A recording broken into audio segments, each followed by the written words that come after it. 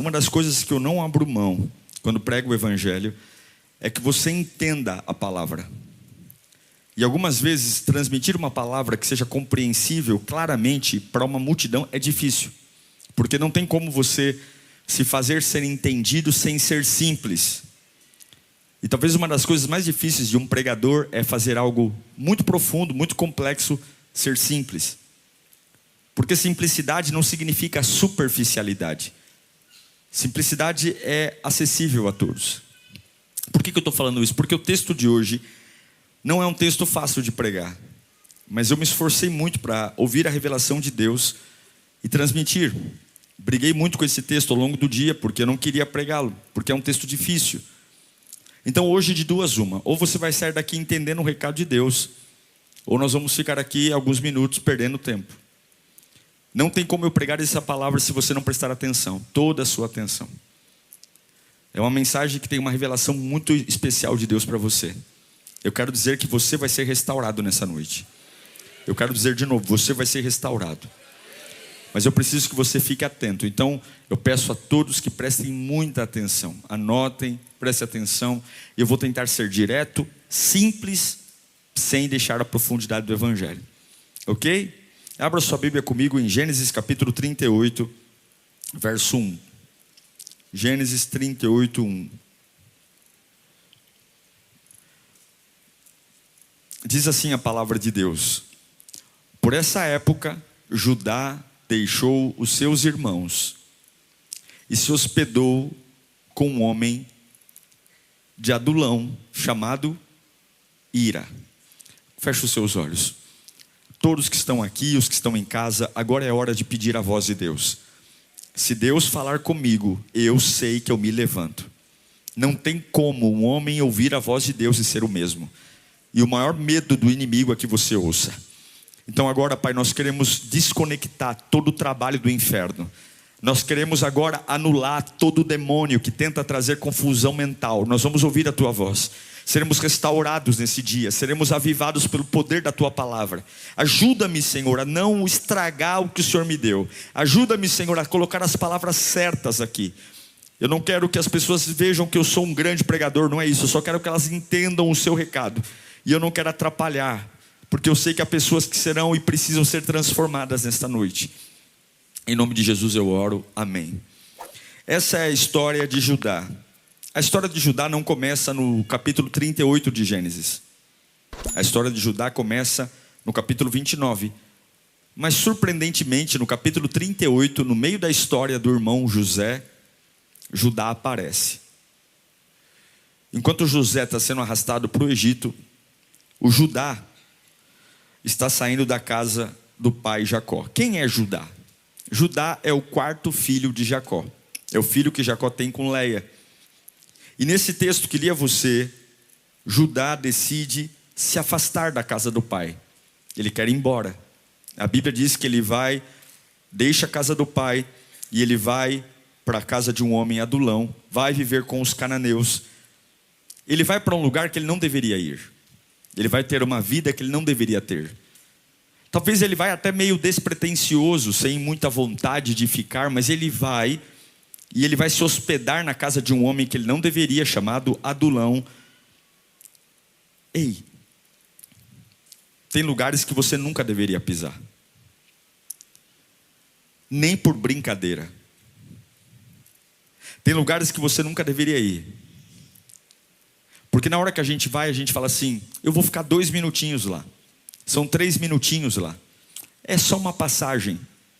Mas dependendo do que acontece nessa passagem, isso pode alterar a sua vida para sempre. Foi o que aconteceu com o Judá.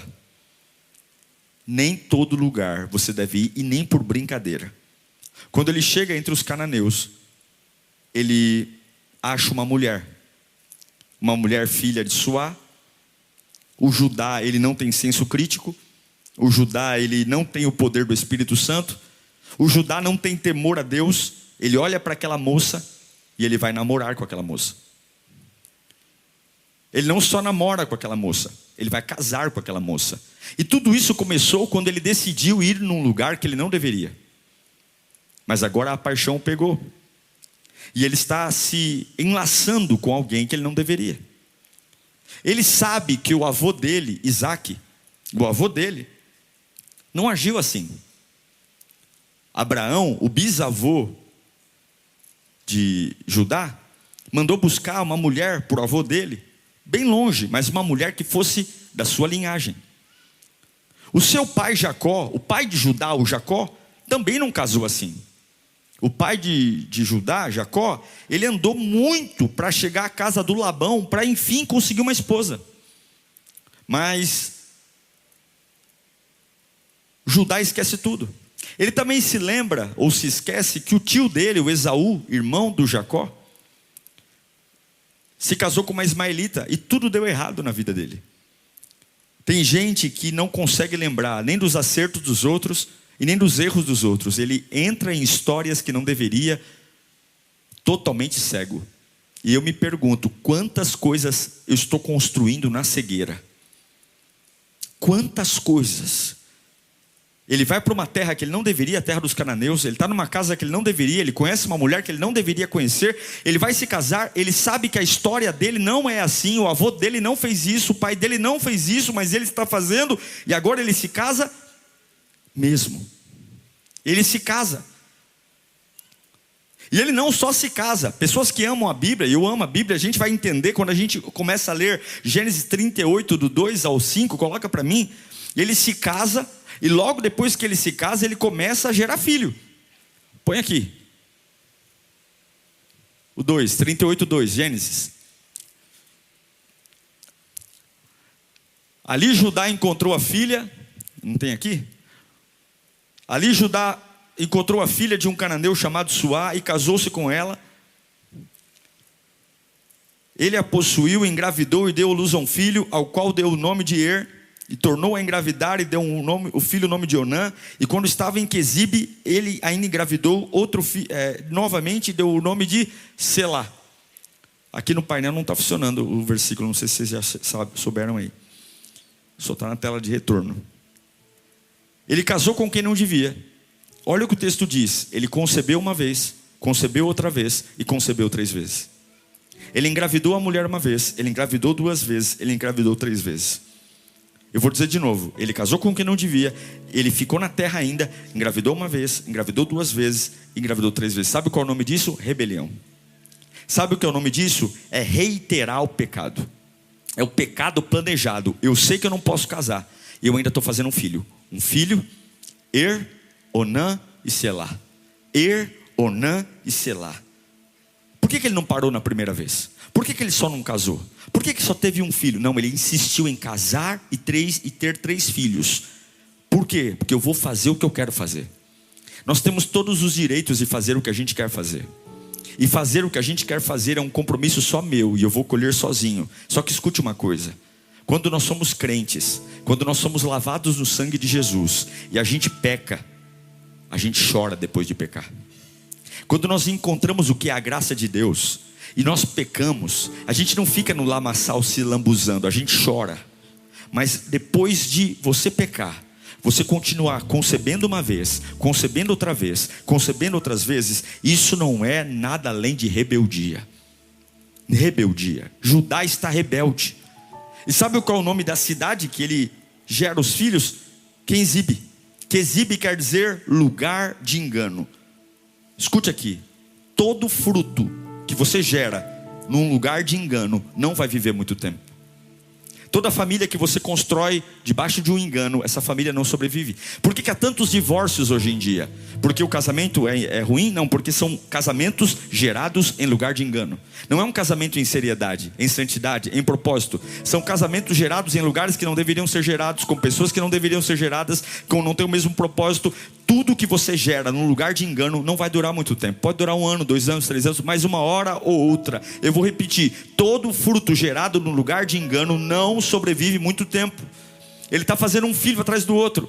Er, Onã e Selá. Er, Onã e Selá. E você vai ver que Deus vai matar Onã, Deus vai matar Er.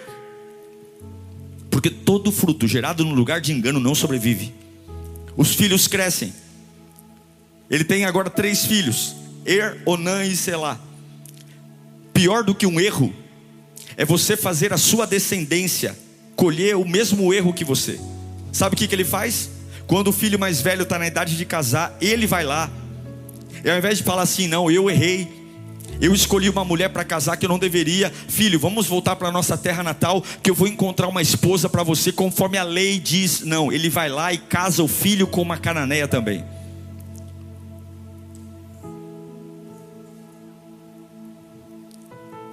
Olha lá o versículo 6 de Gênesis 38.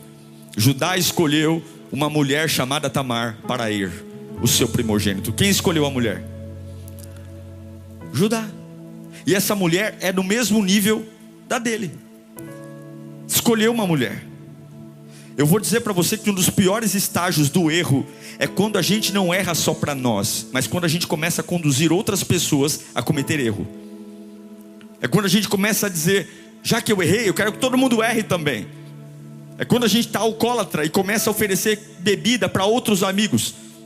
É quando a gente fuma e começa a oferecer cigarro para outros. É quando a gente tem um casamento promíscuo e começa a querer que os outros também tenham. Porque quanto mais pessoas errarem perto de mim, menos o meu erro vai ser fedido, ou menos o meu erro vai aparecer. E aí o texto diz algo apavorante. Versículo 7. O Senhor reprovou a conduta de Er, o primogênito dele. O que Deus fez? O que o Senhor fez?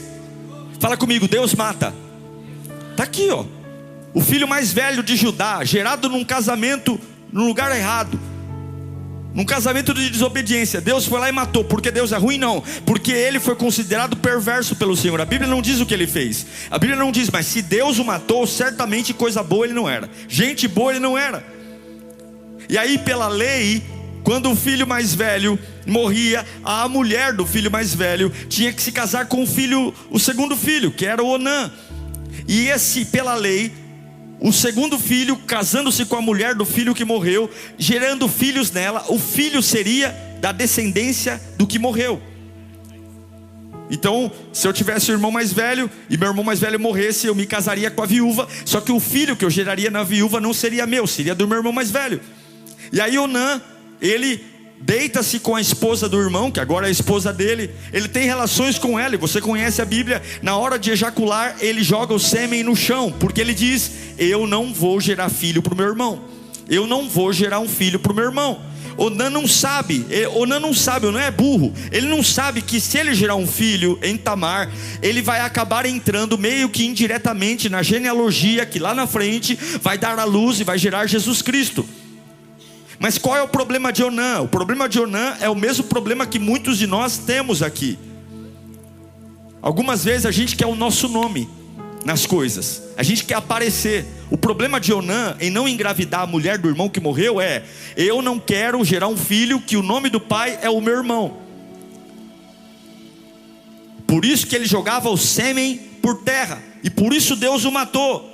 Ele está dizendo: se eu não levar o nome, se não levar meu nome, não vai ter minha força. Se não levar meu nome, não vai ter meu dinheiro. Se não levar meu nome, eu não ajudo. Se não levar meu nome, eu não vou ser voluntário. Se não levar meu nome, eu não me dedico. Se não me levar meu nome, eu não arrasto uma cadeira. Tem gente que só funciona se o nome aparece. Já viu gente assim? Tem gente que só põe a mão na massa se ele aparecer. Eu vou te dizer uma coisa profeticamente: não se preocupe se o seu nome vai aparecer. Abrace a oportunidade. Não se preocupe se vão bater palma para você. Abrace a oportunidade.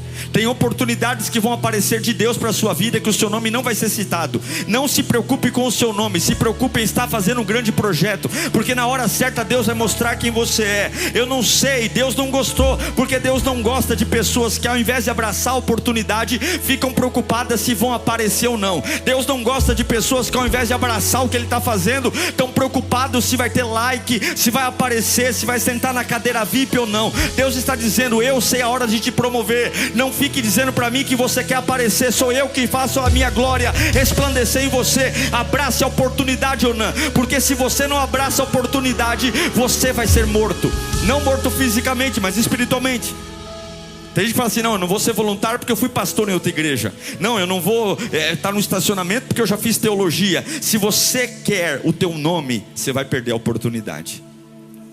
Judá olhou para Tamar, e agora 2 filhos mortos. Er morreu, Deus matou. Onã morreu, Deus matou. E você sabe, a gente não percebe que algumas vezes o problema está na gente. O Judá tem o último filho agora, o Selá.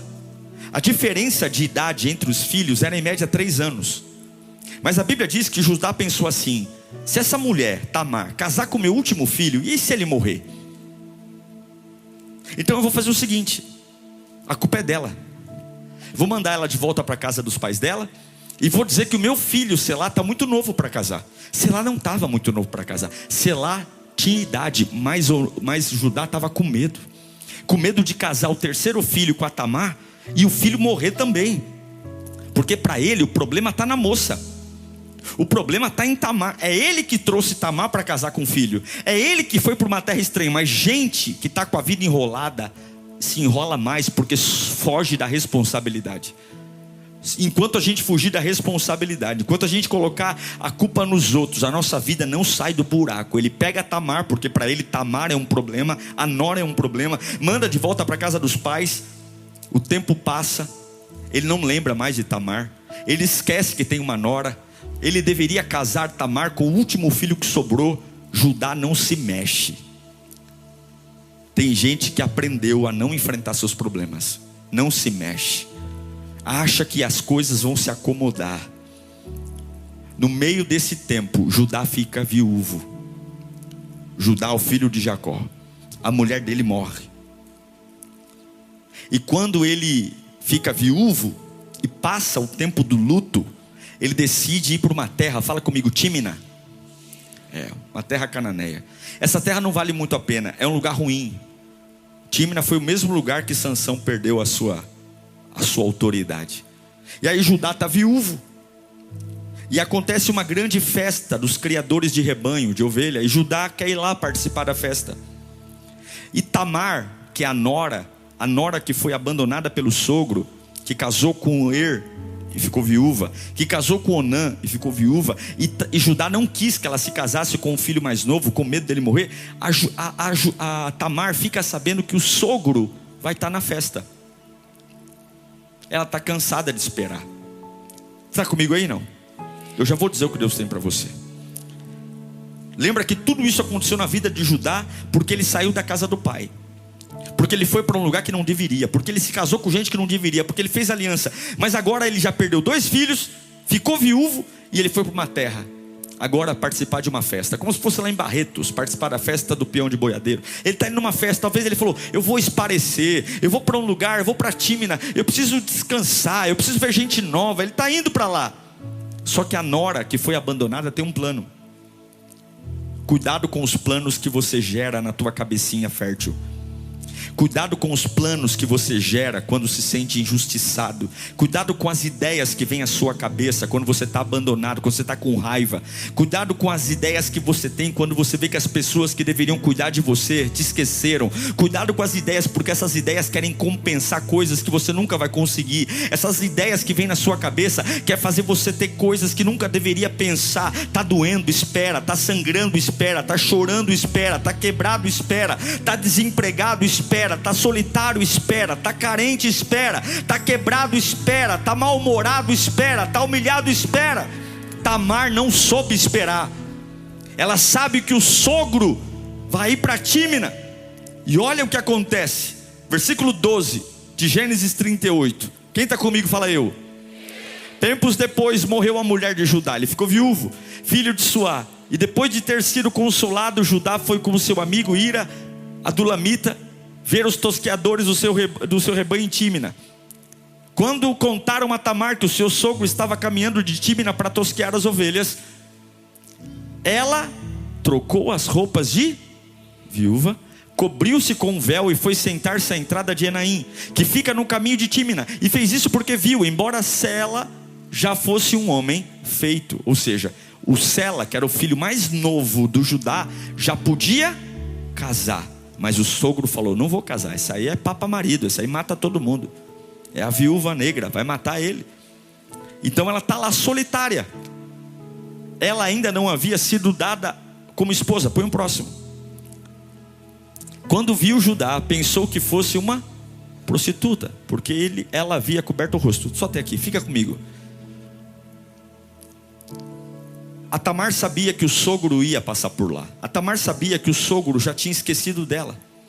O sogro já tinha abandonado, não queria que ela se casasse com o filho mais novo. O que ela fez? Ela tirou as roupas de viúva e colocou uma roupa de prostituta. Ela colocou uma roupa de prostituta e se assentou num lugar aberto entre duas fontes. Na tradição, uma mulher sentada entre duas fontes de água era uma mulher que estava aberta para um relacionamento. Era uma mulher fácil. Ela cobre o seu rosto, ela se veste de prostituta, ela tira uma roupa de cidadã normal, ela coloca uma roupa de prostituta, ela se vestiu como prostituta, cobriu o rosto, sentou-se no lugar aberto. Judá está cego, Judá não vê nada. Ele vai descendo ao encontro dela, ela está sentada lá, um olha para o outro. Isso é triste demais, porque ela está vestida como uma prostituta, e quem se veste como prostituta será sempre vista como prostituta. Cuidado com a forma como você se veste. Cuidado com a forma como você vende aquilo que você carrega, porque você é visto exatamente de acordo com a embalagem que quer aparecer.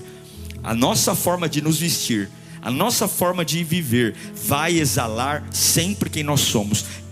Tamar está dizendo: se eu me vestir como uma prostituta, ele vai me ver como prostituta. E é isso que eu quero que ele me veja como prostituta. Judá fez exatamente o que ela queria. Judá olha para aquela mulher, ele não sabe que ela é Tamar. Judá olha para aquela mulher, ele tem atração por ela, ele vai até ela, aborda ela, ele mostra para ela que ele tem interesses sexuais por ela, e ela responde o que uma prostituta responde: o que você vai me dar se eu me deitar com você? Ele já tinha ouvido o som da voz de Tamar quando ela era nora, mas um homem cego não consegue perceber nada. Ele olha para aquela mulher, ele tem atração por ela, ele tem desejo por ela, e ela olha para ele, ela sabe que é o sogro, mas ela está disfarçada, e ela diz: o que você vai me dar se nós nos deitarmos? Ele diz: olha, eu vou te dar um cabritinho, eu vou pegar um cabritinho do meu rebanho e vou trazer para você. Aí ela responde: mas eu quero uma prova, eu quero uma prova que você vai me trazer esse cabritinho. E aí ele diz: o que você quer de prova? Ela olha para ele de cima a baixo, de baixo a alto, e ela pede 3 coisas. Ela fala: eu quero o teu selo, eu quero o teu lenço, e eu quero o teu cajado. Eu quero o teu lenço, eu quero o teu selo, e eu quero o teu cajado. Fala comigo: selo, lenço e cajado. Eu quero isso. Por que ela quer isso? Porque é pessoal. É pessoal. Nesse momento que ela pede o selo, o lenço e o cajado, era nesse momento que os olhos de Judá deveriam se abrir e falar: epa, para com isso. Epa, vou pôr um freio aqui. Que desejo é esse que vai levar meu selo, que vai levar meu lenço e meu cajado? Ei, isso aqui já é uma evidência suficiente que eu tenho que fugir daqui, eu tenho que ir embora daqui, eu tenho que olhar para trás, eu tenho que sair correndo. Só esse pedido de Tamar, da prostituta, é dizer: não vou entrar nessa não. Isso aqui vai me roubar tudo. Isso aqui vai me destruir. O que é o selo? O selo é a assinatura. É com o selo que ele carimbava os contratos. É com o selo que ele dava a palavra dele, que é honrar compromisso. É com o selo que ele diz para as pessoas: eu vou. O selo é a palavra. Ela diz: me dá o seu selo. O que é o lenço? O lenço é o poder. Pessoas ricas se envolviam em lenços. O lenço simboliza poder. O lenço simboliza poder. É no lenço que a gente chora. É o poder da conquista. É o poder da reputação. O lenço mostra que eu não sou um qualquer. O lenço mostra que eu tenho história. O lenço mostra que eu tenho jornada. E ela diz: me dá seu lenço, me dá seu lenço. E por fim, me dá seu cajado. O cajado de um pastor, o cajado de um homem, era feito por ele mesmo.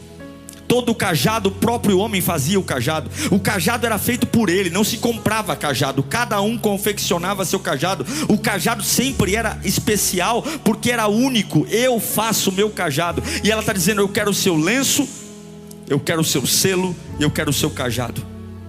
Eu quero o seu nome, eu quero a sua reputação, e eu quero a sua autoridade. Só de alguém me pedir isso já deveria ser o motivo para eu sair correndo, para eu ir embora. Mas ele não. Ele quer. Ele quer aquela mulher, ele quer aquela situação, ele quer aquilo. Ele decidiu que não fazia a diferença deixar com ela o selo, o lenço e o cajado. E eu não sei quantos estão enfrentando batalhas aqui que já era para você estar correndo, fugindo, indo embora, mas você está dizendo não tem problema. E talvez é por isso que a gente cantava e não canta mais, tocava e não toca mais, orava e não ora mais, falava em línguas e não fala mais, sentia prazer na presença de Deus e não sente mais, sentia vontade de estar na casa de Deus e não está mais, porque nós entregamos para algo que não deveria nunca estar na nossa cabeça: o selo do nosso nome, o lenço da nossa autoridade e o cajado que é a nossa vida que construímos. Ele entrega tudo para ter uma noite com ela. Ele deixa tudo com ela. A Bíblia diz que ele tem relações com ela, e ele tem que ir embora sem o selo, sem o lenço e sem o cajado, porque era a garantia que ele traria o cabrito depois. Sabe o que acontece no versículo 19 do Gênesis 38? Logo depois de Tamar se vestir de prostituta, quando ela transa com o sogro, quando ela se deita com o sogro, depois de ter relações com ele, ela levanta como se nada tivesse acontecido. Ela se levantou e foi embora. E o que ela fez? Tirou o véu e voltou a colocar roupa do quê? De viúva. Porque é assim que a gente acha que a vida é. A gente faz o que quer, depois volta a viver como se nada tivesse acontecido. Então ela fez algo, ela se deitou com ele, e agora ela vai voltar a se vestir como tinha que se vestir, porque na verdade ela era uma viúva. O Judá volta para sua casa sem seu selo, sem seu lenço e sem seu cajado. E aí ele fala para o servo dele, o amigo dele, o Adulamita, fala: vem cá, pega um cabritinho aí, volta lá para a terra dos cananeus de Tímina e leva o cabritinho para uma prostituta lá. Ele não tem nem vergonha de dizer, mas vai rápido, porque ela ficou com o meu selo, ela ficou com o meu lenço, ela ficou com o meu cajado. Dá o cabrito para ela e me traz as minhas coisas. Quando o Adulamita chega lá e ele pergunta: gente, cadê a prostituta? Tem uma prostituta aqui, cadê a prostituta? O pessoal fala: não tem ninguém com essas características, não tem essa mulher que você está procurando. Como não? Não tem essa mulher, não tem. Aí o Adulamita volta para Judá dizendo: Judá, a mulher que você falou, que ficou com as suas coisas lá, seu selo, seu lenço, seu cajado, ela não existe, ninguém conhece essa mulher lá. Já ele fala: então faz o seguinte, vamos abafar, deixa quieto, guarda o cabrito aí. É como se ele pudesse esquecer de tudo aquilo que ele teve na vida um dia. Fica comigo, eu já vou dizer o que Deus tem para você. Só que aí chega uma notícia. Quem está comigo aí fala: eu. Chega uma notícia. Toca uma campainha, fala: ô Judá, sabe quem acabou de chegar aí no portão? A tua nora, rapaz. A nora que você deveria cuidar, a nora que você deveria casar com o teu filho, ela está aí. E tem uma notícia, ela está grávida. Ela está grávida. Judá fica pistola da vida, porque a responsabilidade dele era grande sobre ela. Sabe o que ele diz? Nós vamos colocar fogo nela. Está grávida? Manda queimar. Ele nunca visitou a nora, ele nunca se importou com a nora, ele não quis casar a nora com o filho mais novo. Mas agora que a nora pecou, que a nora está grávida, ele não faz ideia de quem é o filho ainda, ele ainda não sabe quem é o pai da criança. Então manda queimar. Sabe o que mais me choca? Ele sabia que ele tinha cometido um erro, mas ele não consegue oferecer a misericórdia que ele deveria oferecer. Cuidado quando você aponta o dedo na cara do outro e diz: manda queimar, sem você olhar para aquilo que você acabou de fazer. Não queira mandar um outro queimar sem olhar no espelho e ver quem você é. Cuidado com esse sentimento de raiva, de fúria, de vingança, de ficar querendo expor os outros. Passa primeiro em frente ao espelho, veja quem você é, para baixar um pouquinho a bola. Judá está dizendo: queima ela, queima ela, queima ela, queima ela. Tamar só falou uma coisa: ei Judá, antes de você me queimar, eu posso dar uma palavra? Sabe quem é o pai dessa criança? O pai dessa criança é o dono desse selo. O pai dessa criança é o dono desse lenço. E o pai dessa criança é o dono desse cajado.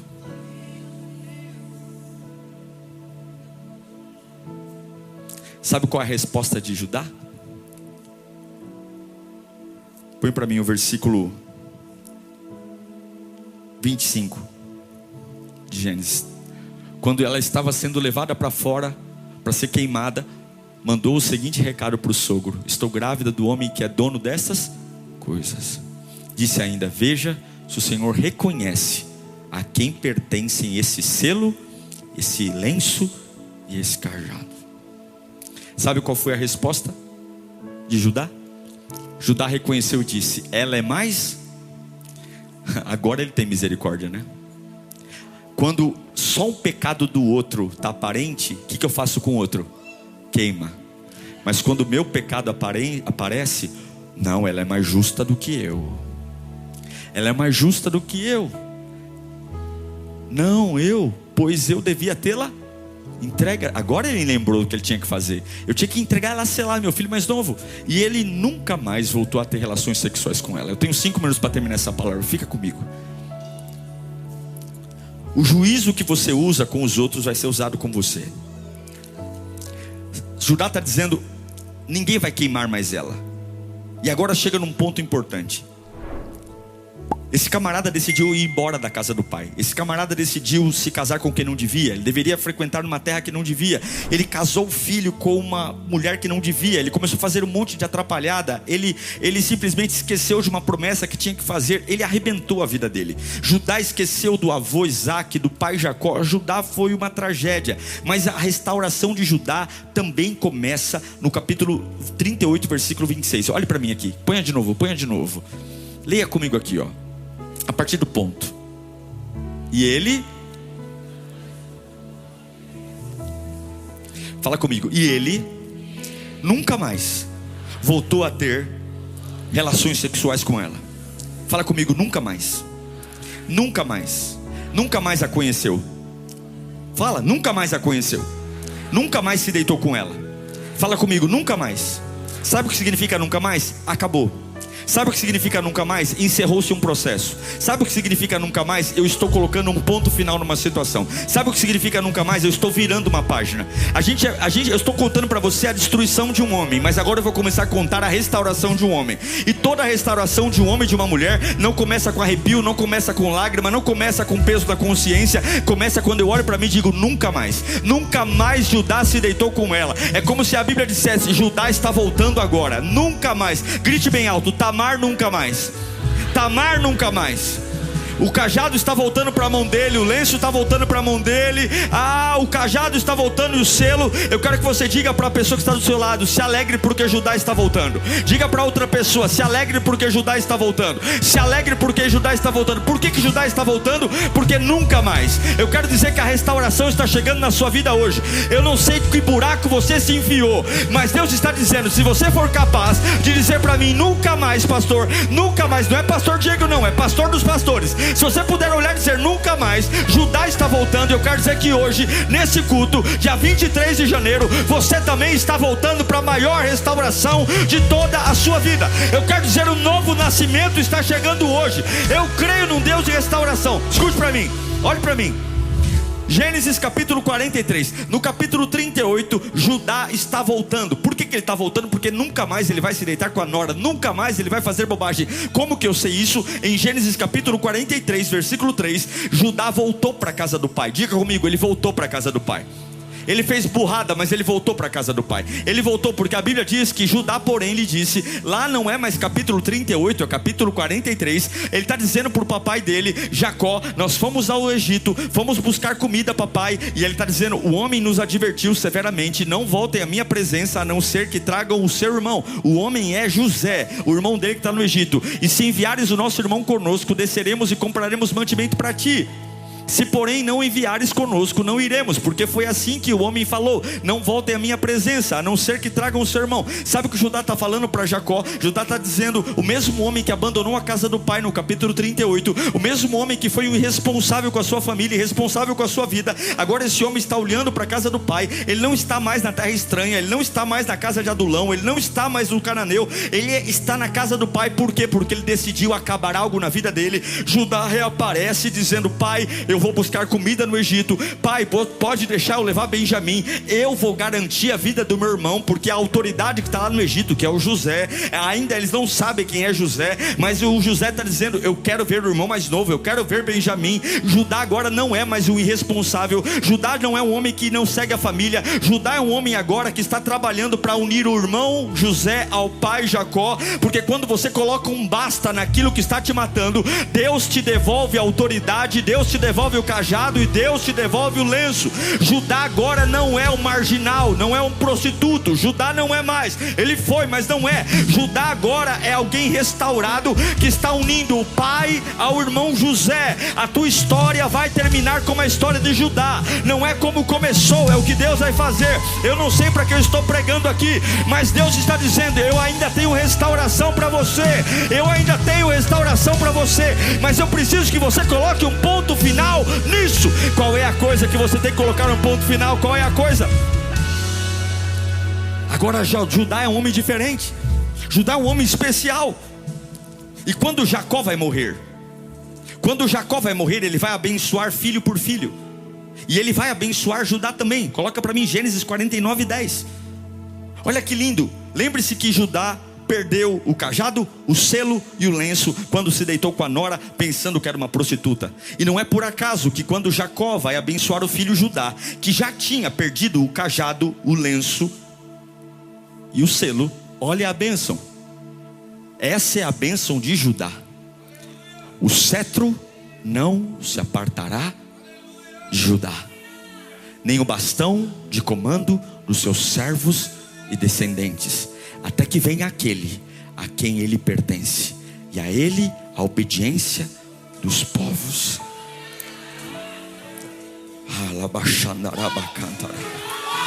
Jacó está dizendo: meu filho, você colocou o ponto final numa situação, pois Deus manda dizer: o cetro não vai sair da sua mão.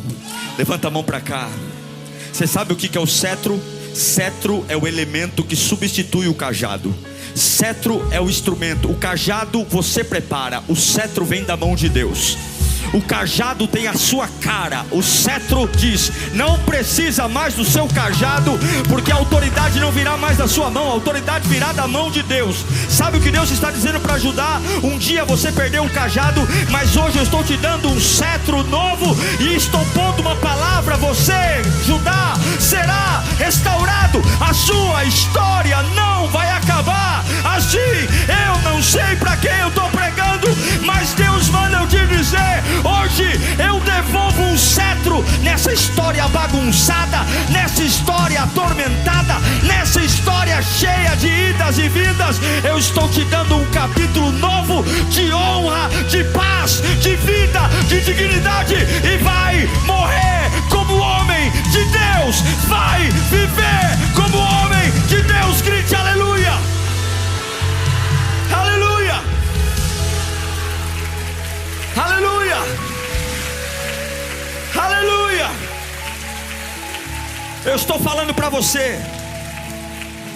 Jacó vai dizer: ei Judá, de ti virá o pacificador. Ei Judá, de ti virá aquele que vai reger e conduzir os povos. Ei Judá, a sua história não será o que você fez na casa de Adulão. A sua história não vai ser o que você fez com aquela mulher entre as fontes. A sua história não vai ser quando você viu cada um dos seus filhos morrendo, porque você apresentou uma mulher que não devia. Deus tem projeto para você. E qual dos filhos de Jacó veio Jesus Cristo? Qual foi a descendência? Foi de Benjamim? Foi de José? Não, ele é o leão da tribo de... Jesus Cristo é o leão da tribo de... Leão da tribo de... Leão da tribo de Judá. Porque o meu Deus tem o poder de restaurar. Grita comigo: Deus restaurador. Não fale que sua história é difícil, não fale que sua história é complicada. Fale que o teu Deus é o Deus restaurador. Eu creio na restauração. Eu creio. Você só vai permanecer do jeito que está se você continuar com Tamar. A história de Judá mudou quando o texto diz: nunca mais ele se deitou com Tamar. Nunca mais. Então não depende de Deus, depende de nós. Há algo que eu tenho que colocar um basta para que a restauração começar. Eu não posso mais negociar, eu não posso mais brincar de fé, eu não posso mais brincar de crente, eu não posso mais brincar de simpatizante, eu não posso mais achar que Deus vai fazer só o que eu quero, eu não posso mais achar, ignorar a Bíblia e falar que o pecado que a Bíblia chama de pecado não é pecado não. Eu não posso mais estar numa cultura que eu tenho que aceitar tudo calado, que eu não posso mais falar que aquilo que a Bíblia chama de pecado é pecado, porque senão eu sou uma pessoa que eu sou homofóbico, porque eu sou isso. O que a Bíblia chama de pecado é pecado sim. O que a Bíblia chama de pecado é pecado sim. Se você quer uma restauração, não venha pedir para Deus com carinha de anjo. Oh Deus, comece a dizer: Pai, hoje eu estou tomando uma decisão. Eu sei o que eu fiz, mas hoje eu estou dizendo nunca mais. E você vai ver Deus levando você de volta para a casa do Pai, Deus devolvendo aquilo que foi tirado de você. Levanta a mão para cá. Eu declaro que o teu nome vai voltar a ser respeitado. Deus está devolvendo o selo. O teu nome foi sinal de bagunça para muito tempo. Muita gente zombou do teu nome, muita gente riu do teu nome, mas eu declaro o selo voltando para você hoje. Vai voltar a ter crédito, vai voltar a ter respeito, vai voltar a ter dignidade. Levanta a mão. Eu declaro o lenço voltando para a tua vida. Lenço é poder, lenço é a capacidade de lembrar que a minha vida não começou ontem, eu posso superar. Lenço manchado de lágrima, lenço manchado de choro, dias que era para eu quebrar e não quebrei, dias que era para eu morrer e não morri. E Deus vai devolver o cajado. O cajado é a tua influência, o cajado é a tua voz ativa, o cajado tem o teu nome. Grita comigo: Deus, devolva meu selo, devolva meu lenço, devolva meu cajado, porque eu voltei. Tamar, nunca mais, nunca mais, nunca mais.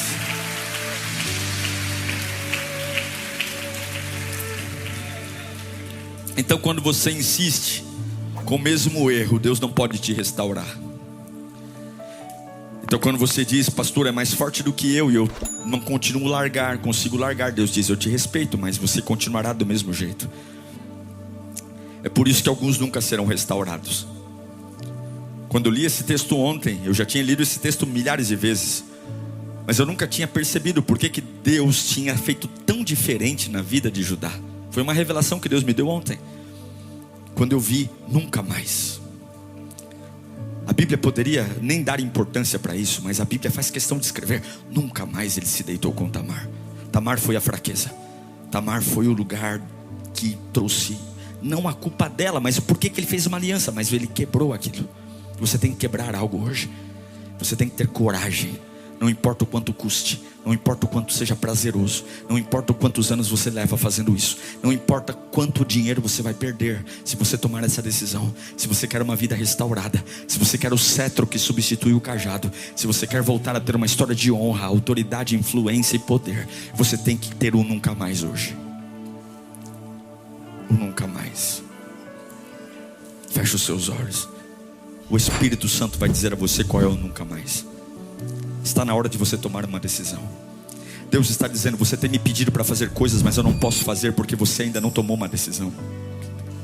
A restauração que você quer, eu também quero, mas você não me deixa restaurar você. Você continua entre as duas fontes. Você continua negociando o que eu te dei. Te dei cajado, te dei lenço, te dei selo, mas você negocia, você troca, você não tem firmeza. Você não consegue dizer: chega, acabou, não é para mim. Você continua indo a lugares que não deveria, fazendo coisas que não deveria, estando com pessoas que não deveria. Você continua sendo alguém que saiu. Volta. Deixa eu ver que você realmente tomou uma decisão. Deixa eu restaurar você. Deixa eu lavar você, deixa eu limpar você. Deixa eu colocar você num projeto lindo. Eu tenho planos para você, filho amado. Eu te amo. O teu pecado não me afastou de você. O teu pecado só me deixou impossibilitado de te tocar. Mas se o teu pecado, se você disser um basta hoje, eu pego você no colo, eu faço tudo novo de novo.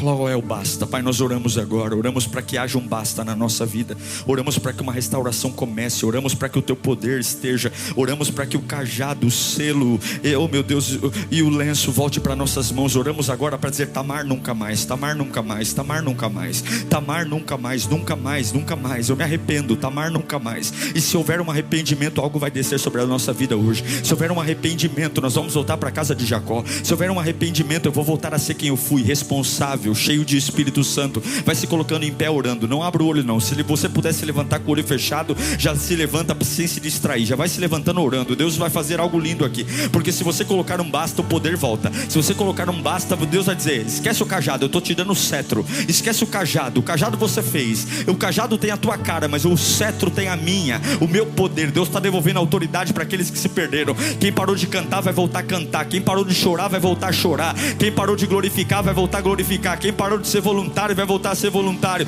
quem parou de sorrir vai voltar a sorrir, quem parou de sentir o Espírito Santo vai voltar a sentir, quem parou de correr vai voltar a correr, quem parou de sonhar vai voltar a sonhar, porque o teu final não vai ser desse jeito não, Judá. O teu final é: o cetro não se apartará de ti, e eu darei através da sua descendência filhos melhores, filhos melhores. Deus manda dizer: eu ainda não acabei com você, eu ainda não acabei com a tua descendência, eu posso fazer tudo novo de novo. Não diga para mim que é tarde, não é tarde. Não diga para mim que acabou, não acabou. Eu ainda posso fazer de você filho Messias, filho Messias, o leão da tribo de Judá. Quem foi Judá? Aquele que caiu, aquele que fez o que não devia, mas quando disse acabou, Deus o colocou no trilho de novo e tudo se fez novo.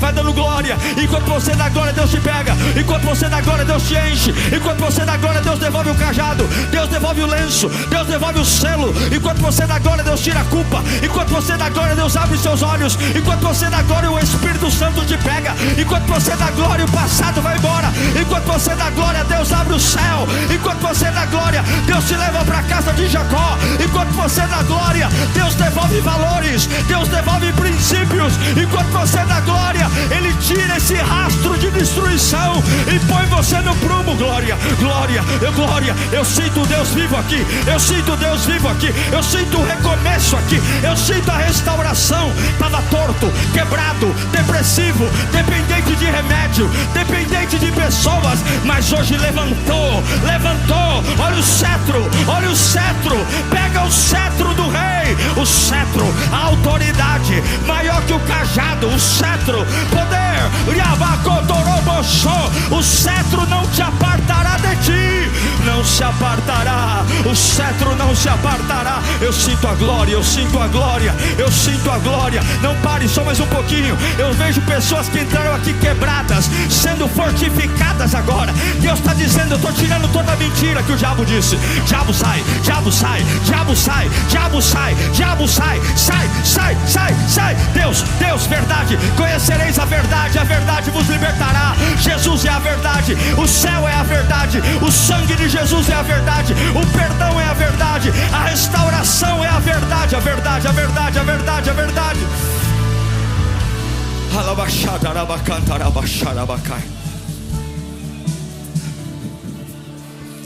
Seus filhos vão chegar mais longe que você. Estenda a mão para frente. Seus filhos vão chegar mais longe que você. Morreu Onã, morreu Er, mas o que sobrou, quando ele colocou um basta, trouxe uma linhagem perfeita.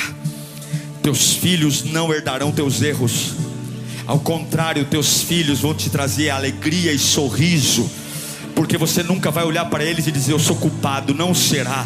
Deus vai trazer dignidade e você vai morrer, vai partir dessa terra dizendo: a minha geração é bendita, a minha geração é bendita, a minha geração é bendita. Meus filhos, meus netos, meus bisnetos, e nada do que eu fiz vai apagar o que Deus vai fazer.